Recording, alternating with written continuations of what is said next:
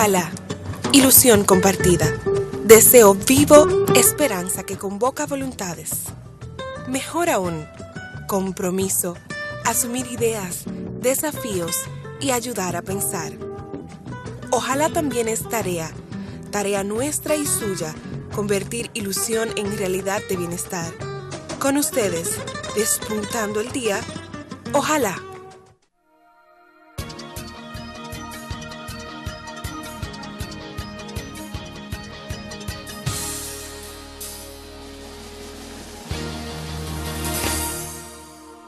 Saludos dominicanas y dominicanos. Si algo ha caracterizado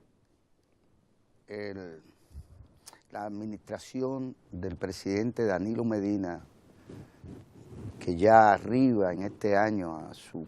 cuarto año y al final de su primer gobierno, es el de anteponer el diálogo ante cualquier situación que la nación ha debido dirimir. Y esto ha quedado expresado en muchos y emblemáticos problemas que el gobierno ha o solucionado o emprendido su solución. Siempre ha primado el espíritu dialogante,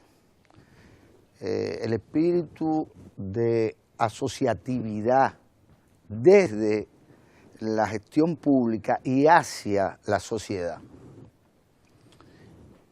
Esto ha quedado expresado no solo en los resultados mismos de políticas que han sido previamente consensuadas y asumidas como compromisos nacionales, que no vale la pena abundar sobre esto porque no pueden ocultarse,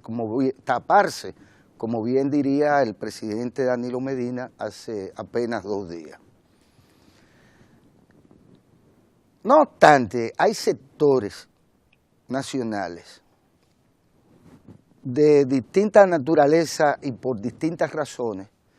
que persisten en generar exacerbar los conflictos con propósitos particulares. Y puedo poner el más cómico de los ejemplos, por quizás intrascendente, pero porque muestra lo absurdo de esa perspectiva. Me refiero a una protesta que hiciera un grupo de ciudadanos frente a la casa del patricio Juan Pablo Duarte, en la zona colonial, donde además estará el museo, no solo la casa museo propiamente de la casa del patricio, sino que también como parte de lo que ahí se hace, pues estará el museo de Duarte propiamente, que es el museo mismo de la independencia nacional, de su familia, que es una familia que toda ella asumió sacrificios, no solo porque Duarte lo quiso, sino porque compartían con Duarte sus sentimientos y sus ideas. Y arriesgaron su fortuna, su seguridad y todo, y su salud y todo, en aras de la independencia nacional. Y ahí se presentaron un grupo de ciudadanos a protestar porque no se había terminado y se había abandonado y se estaban deteriorando las pertenencias de la familia Duarte y Díez.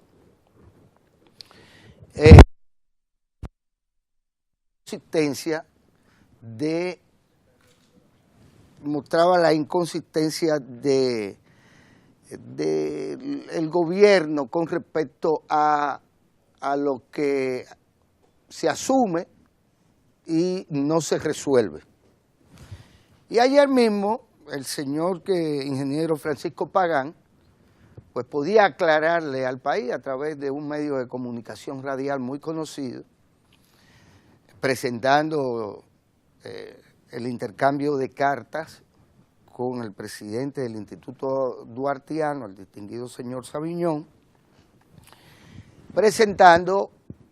el acuerdo hecho entre el Instituto Duartiano y la OISOE para que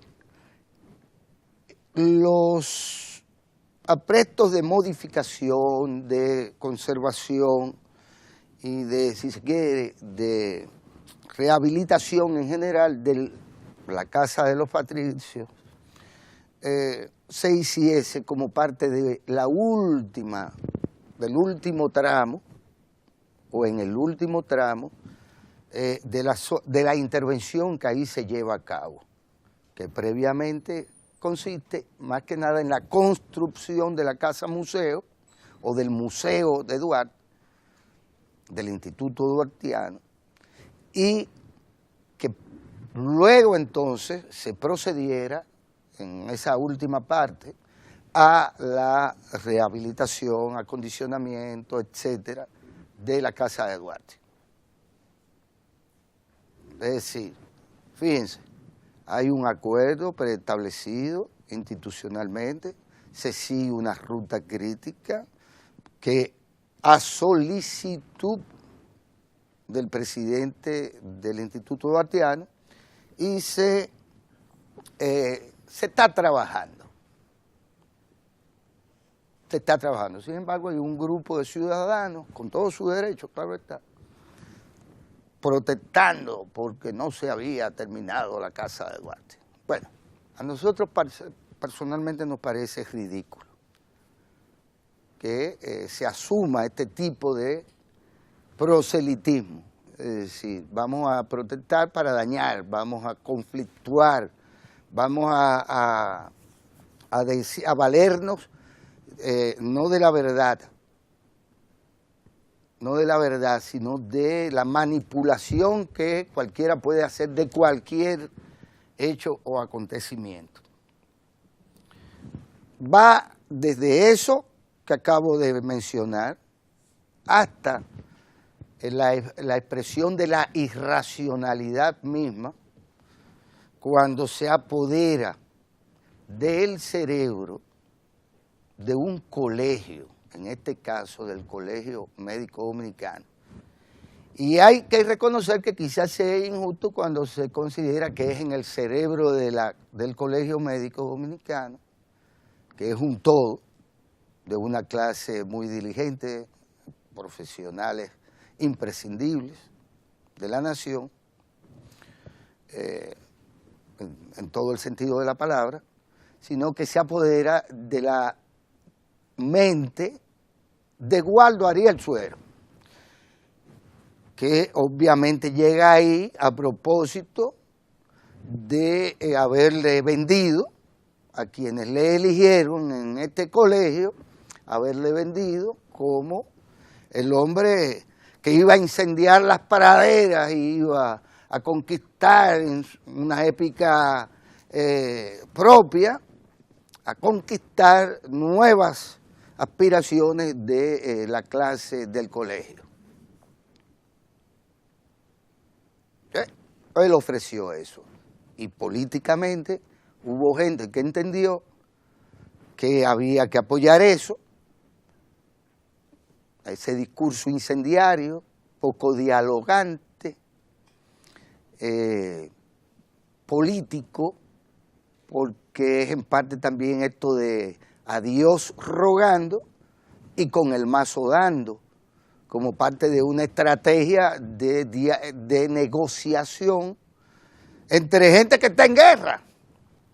Y resulta muy difícil uno pensar que entre el Colegio Médico Dominicano y el gobierno, o cualquier otra institución misma del Estado, y ambos son, pueda darse un estado de guerra, con el que la lógica de la guerra, que dicen algunos que es la máxima expresión de la política, fuese la de derrotar al gobierno o de parte del gobierno derrotar al Colegio Médico Dominicano, porque no existe tal guerra.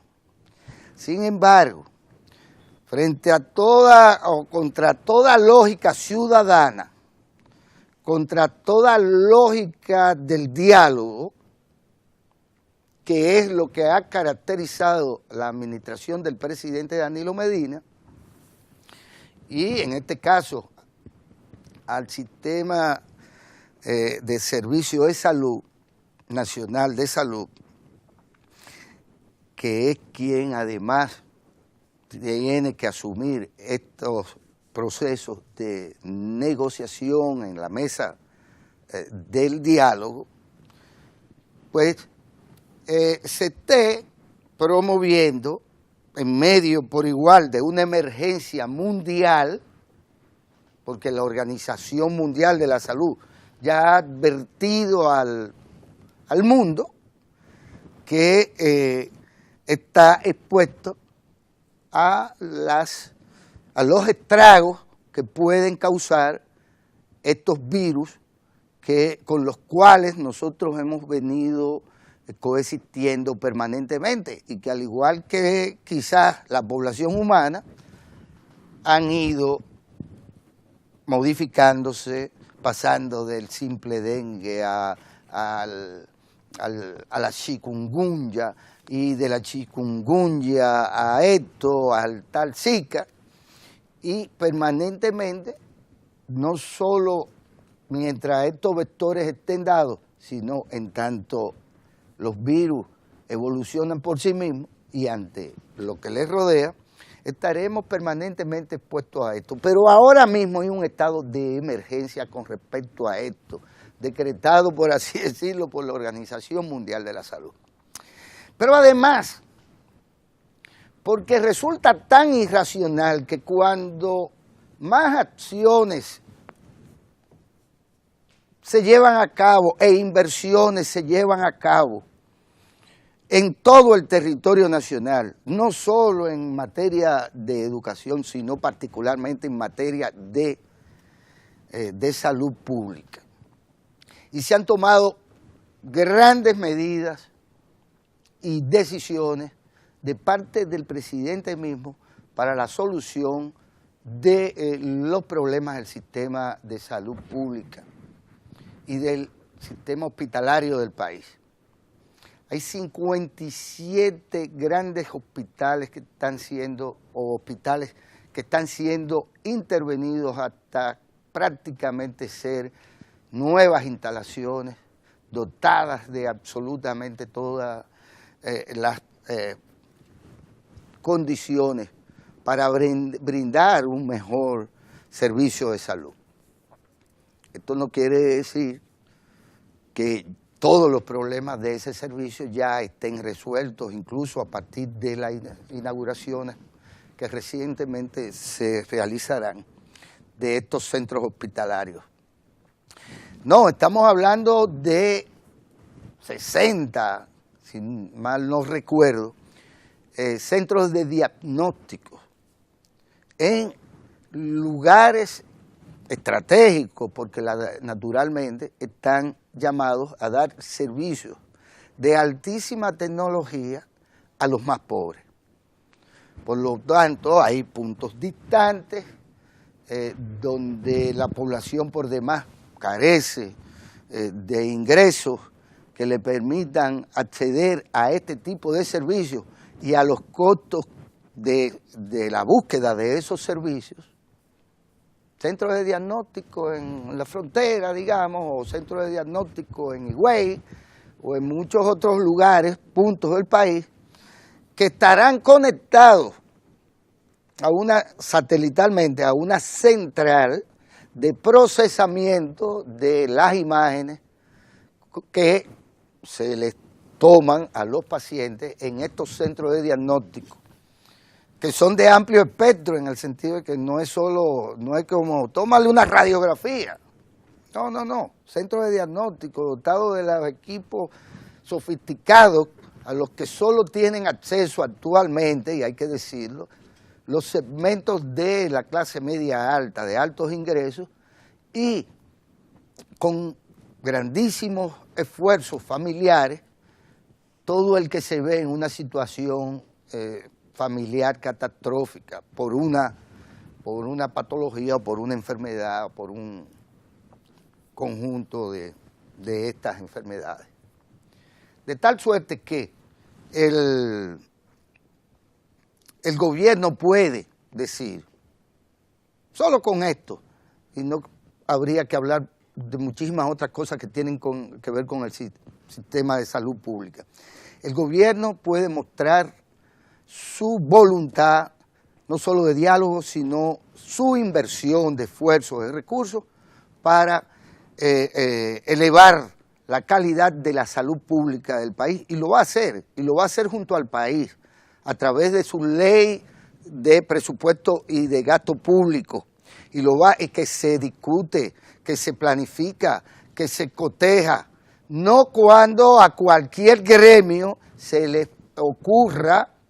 que a través de un estado de guerra contra la población, en medio de una situación de emergencia, es cuando precisamente hay que convocar a este tipo de paros incendiarios con los cuales pretende consagrarse en la historia médica dominicana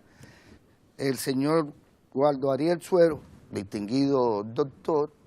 y político dominicano,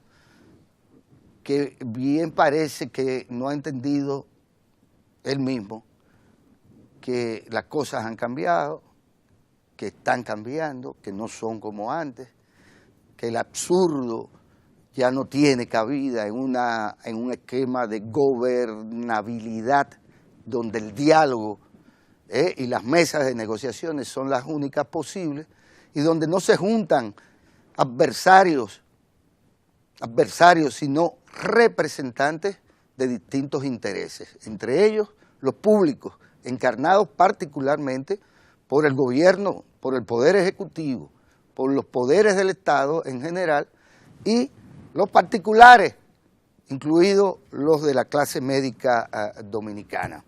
Miren, hoy tendremos la oportunidad